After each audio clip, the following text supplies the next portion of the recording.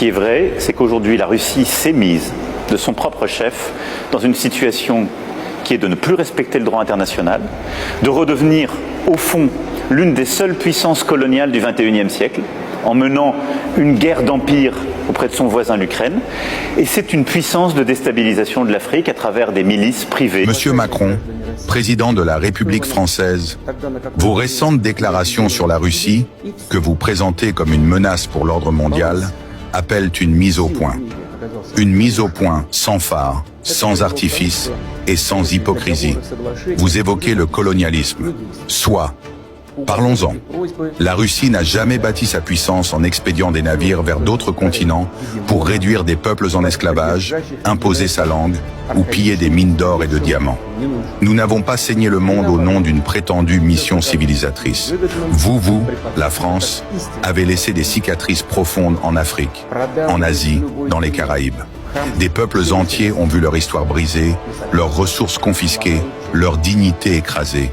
Et aujourd'hui encore, derrière les beaux discours, ce passé colonial continue de hanter vos politiques extérieures. Vous parlez de droit international.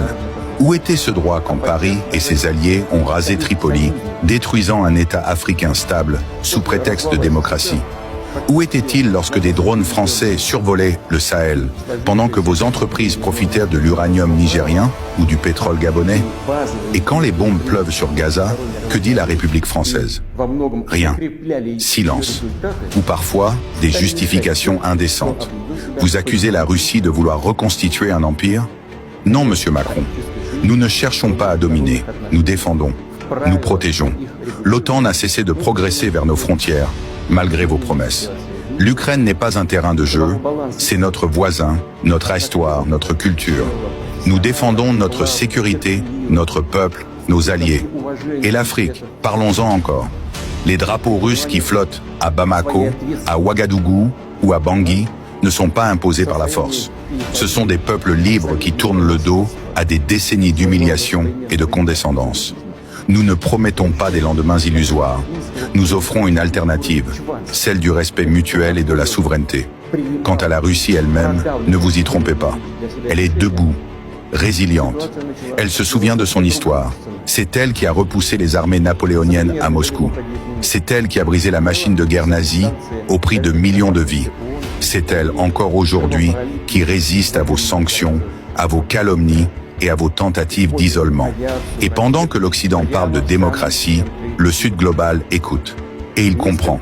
L'Afrique, l'Asie, l'Amérique latine ne sont plus dupes. Elles voient qui parle avec arrogance et qui tend la main. À vous tous qui entendez ces mots, où que vous soyez, ne laissez pas les mensonges triompher. Faites circuler ce message. Montrez que les peuples ne sont pas des pions, mais des voix libres. La vérité n'a pas besoin de propagande. Elle a besoin de courage. Vive la Russie. Vive les peuples souverains. Et que la lumière de l'histoire continue d'éclairer les consciences.